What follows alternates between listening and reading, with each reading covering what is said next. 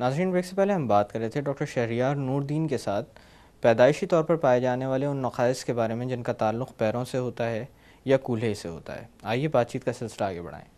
Doctor साहब, जैसे कि दोनों बीमारियों का तज़किरा किया गया, एक चीज़ और मैं आपसे जानना चाहूँगा कि बच्चों के अंदर पैदाइशी तौर पर काफ़ी सारे मसाइल सामने आ सकते हैं। बीमारियाँ भी कुछ ऐसी होती हैं जो पैदाइशी तौर पर सामने आ सकती हैं, क्योंकि एक डिफ़ॉर्मिटी जब होती है तो बहुत इम्कानात होते हैं कि कहीं और भी कोई मसला हो। तो इस हवाले से मैं आपसे पूछना चाहूँगा कि क्या इन बच्चों में किसी और डिज़ीज़ की कोई एसोसिएशन मिलती है या कोई और मसले इनमें अमूमन नज़र आते हैं? बिल्कुल, ये बहुत ज़रूरी होता है कि बच्चे को एज अ होल देखा जाए। अब जैसे क्लब फुट के साथ कुछ एसोसिएशन है कुछ स्टडीज़ में कि बच्चों की गर्दन भी एक तरफ को मुड़ी हुई होती है, जिसको टॉर्टिकोलिस कहते हैं। फिर कुछ स्टडीज़ हैं, लेकिन ये इतनी ज़्यादा नहीं है, कि जब क्लब फुट हो तो उंगलियों के बीच में कुछ एक्स्ट्रा स्किन भी हो, जिसको वेब्ड डिजिट्स भी कहते हैं। जी। इसी तरह से हिप के साथ जो अपनी जगह पे नहीं होता, तो उसके साथ भी कुछ मुख्तलिफ डिजीज़ देखे गए हैं। कुछ में स्पाइन भी इन्वॉल्व होती है, कुछ में जो विसरल ऑर्गन्स होते हैं जैसे किडनीज़ और दूसरे ऑर्गन्स होते हैं, वो भी कभी कभी इन्वॉल्व होते हैं। कुछ में कभी कभी खून के सेल्स की भी एसोसिएशन होती हैं, प्लेटलेट्स की। तो मुख्तलिफ चीज़ें एसोसिएटेड होती हैं जिनको देखना पड़ता है कि ये आइसोलेटेड एक हिप का मसला है या इसके साथ वो दूसरी चीज़ें भी इन्वॉल्व हैं, और फिर अकॉर्डिंगली उसकी ट्रीटमेंट की जाती है। डॉक्टर साहब, क्या इन नक़ाइस से हिफाजत मुमकिन है? बिल्कुल, और वो उसकी सीक्रेट है जल्द से जल्द पता होना बीमारी के बारे में। एंड जितना जल्दी पता चलता है उतना ही उसके रिज़ल्ट्स भी अच्छे होते हैं और उतना ही आसान भी होता है from the patients point of view उसको ट्रीट करना। डॉक्टर साहब, इसी के बरक्स हमारे यहाँ बेशतर लोग सही वक्त पर इलाज के लिए नहीं आते। सर्जरी का नाम सुन के बेशुमार लोग खौफज़दा भी हो जाते हैं, और ख़ासकर छोटे से बच्चे की जब सर्जरी की बात आती है तो ये खौफ बहुत ज़्यादा हद तक पहुँच जाता है।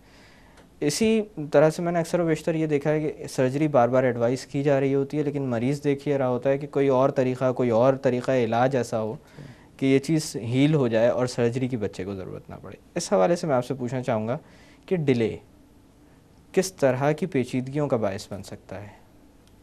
अगर इसी को एज एन एग्ज़ाम्पल लें, अगर डिसलोकेटेड हिप है, बच्चा पैदा हुआ है, अगर बच्चा विद इन फर्स्ट 6 मंथ्स में आ जाता है तो उसको हम हार्नेस दे के कोशिश करते हैं कि वो बच्चा सिर्फ हार्नेस पहने। एक स्ट्रैप्स होते हैं जो शोल्डर से और लेग से हिप से लगते हैं, वो पहना देते हैं उसको, और काफ़ी ऑलमोस्ट मोर देन 90% हार्नेस के पहनने से ही वो हिप आस्ते आस्ते कूला अपनी जगह चला जाता है। लेकिन अगर वो बच्चा बड़ा हो जाए, 1.5 साल का हो जाए, फिर हार्नेस तो देते ही नहीं है, फिर बच्चे को बेहोश करके क्लोज रिडक्शन करते हैं, यानी कोशिश ये करते हैं कि चीरा ना दें, सिर्फ बच्चे को बेहोश करके मैनिपुलेट करके कूले को अपनी जगह पे डाल दें, और फिर एक हिप स्पाइकर डाल दें जो यहाँ से शुरू होकर पैरों तक जाता है, जो प्लास्टर होता है, एक तरह प्लास्टर होता है जो जी। और अगर उससे भी बड़ा हो जाए, 2 साल भी क्रॉस कर जाए, फिर क्लोज रिडक्शन भी काम नहीं करती। फिर मोस्ट ऑफ द टाइम थोड़ा निशान दे के छोटा सा कूले को खोलना पड़ता है, अपनी जगह पे बिठाना पड़ता है, उसकी झिल्ली को रिपेयर करना पड़ता है, और फिर देखना पड़ता है कि बोन में तो कोई सर्जरी नहीं करनी पड़ती, फिर वही प्लास्टर लगता है। तो जैसे जैसे उम्र बढ़ती जाती है, ट्रीटमेंट की जो इन्वेजिवनेस है, ट्रीटमेंट में जो सर्जरी की नौयत है, वो बढ़ती जाती है। पहले सिर्फ झिल्ली को खोल के रिपेयर करना पड़ता है, फिर बोन्स को भी कट करना पड़ता है एज द। और इसी तरह से क्लब फुट का ट्रीटमेंट ने 180 डिग्री का टर्न लिया है ओवर द इयर्स। अगर आप बात करें अर्ली 90s की, तो उस वक्त जो है क्लब फुट का ट्रीटमेंट सर्जिकल होता था जी, और डिफ़र करता था। मुख्तलिफ स्कूल्स ऑफ थॉट होते थे, कोई 1 ईयर तक वेट करते थे, कोई 2 ईयर्स तक, कोई 4 ईयर्स तक भी वेट करते थे, लेकिन बाय एंड लार्ज उसका इलाज सर्जरी समझा जाता था 1990s में। लेकिन अब ओवर द इयर्स इस पे काफ़ी लिटरेचर आया है कि जिन बच्चों का बचपन में पैदाइश के करीब ही सर्जरी हो जाती है क्लब फुट के लिए, लॉन्ग रन में वो अच्छा नहीं करते हैं, इन द सेंस कि उनका पैर स्टिफ हो जाता है, सख्त हो जाता है, और इनमें वो लचक नहीं होती जो आम फुट में होता है, इसलिए वो क्रॉनिक पेन का शिकार होते हैं फुट के साथ।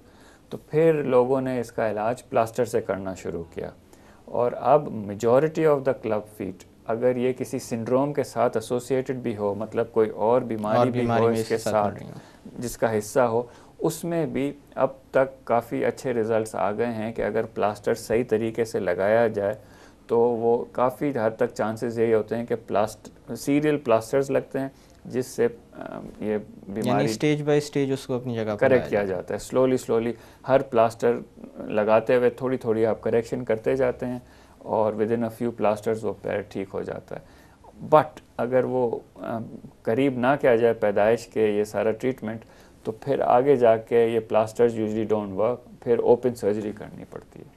यानी दोनों बीमारियों का अगर देखा जाए तो मजमूई तौर पर अगर इलाज को सही वक्त पर उस पर तवज्जो ना दी जाए तो आगे चलकर बहुत एक्सटेंसिव सर्जरी की ज़रूरत पड़ती है। बिल्कुल, and it's results are not as good as treating with plasters. जी, अच्छा डॉक्टर साहब, आपने तस्करा किया था कि इन बच्चों में प्लास्टर लगाया जाता है जो पेट या सीने के नीचे से शुरू होता है और मेरे ख्याल से घुटने से थोड़ा ऊपर तक जा रहा होता है, जो हिप डिस्लोकेशन के बच्चे होते हैं, एंकल तक जा रहा है, एंकल तक।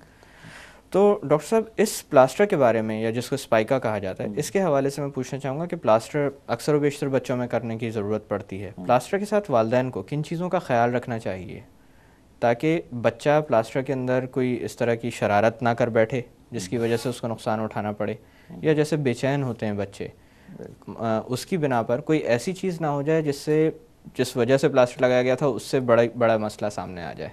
ये बड़ा इम्पोर्टेंट इशू है। इस प्लास्टर जो हिप स्पाइका है वो शुरू होता है तकरीबन यहाँ से, और कुछ लोग जो है फुट को भी इंक्लूड करते हैं, खाली टोस की नाखून तक होता है। कुछ लोग एंकल को फारिग छोड़ते हैं, जस्ट अबव द एंकल तक लगाते हैं। इसमें जो मेन इशू छोटे बच्चे में होता है वो ये होता है कि उस प्लास्टर में खुदा न खास्ता अगर यूरिन और स्टूल चला जाए तो वो पूरी स्किन को मैसरेट करके फिर इन्फेक्शन का माहौल क्रिएट हो जाता है। तो माँ बाप को उसमें ये रिक्वेस्ट की जाती है कि डाइपर्स फ्रीक्वेंटली चेंज करें ताकि उसमें ज़्यादा स्टूल और यूरिन जमा ही ना हो, ताकि वो प्लास्टर के साइडों से अंदर चला जाए जी। एक बात। दूसरी बात, प्लास्टर जब लगाते हैं तो हम थोड़ी सी जगह रखते हैं क्योंकि बच्चा उस वक्त ग्रो भी कर रहा होता है, ताकि बच्चे को खाने में भी मसला ना हो। तो क्योंकि हम वो जगह रखते हैं, लेकिन कुछ बच्चे उसमें चीज़ें डालते रहते हैं, खाना गिराते रहते हैं, कुछ चीज़ें छुपाते भी हैं। It's very interesting to work with children. तो माँ बाप को ये ख्याल रखना चाहिए कि वो कोई स्टोरेज का एरिया ना बन जाए। दूसरी बात यह है कि जब हम प्लास्टर लगाते हैं तो हिप तो इमोबिलाइज होता है हिप स्पाइका की वजह से, लेकिन ख्याल ये रखना होता है कि क्योंकि बच्चा जिस हिप पे प्लास्टर लगाया हुआ है उस साइड का पैर बच्चा हिला नहीं सकता, तो अगर उस साइड की एड़ी मुसलसल पलंग से टकराती रहेगी तो वहाँ पे प्रेशर सॉर बन जाता है, क्योंकि बच्चा वो हिला नहीं सकता है। दूसरा पैर तो फारिग होता है, तो अगर बच्चे को थोड़ा भी दर्द होगा वो हटा लेगा और वो प्रेशर सॉर नहीं बनेगा।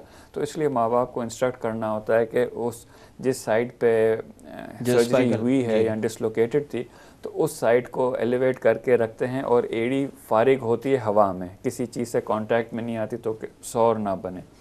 और इसी तरह से अगर उसको साफ़ रखा जाए, अच्छा ख्याल रखा जाए, तो वही प्लास्टर हिप सर्जरी में कभी कभी 3 माह तक रखना होता है।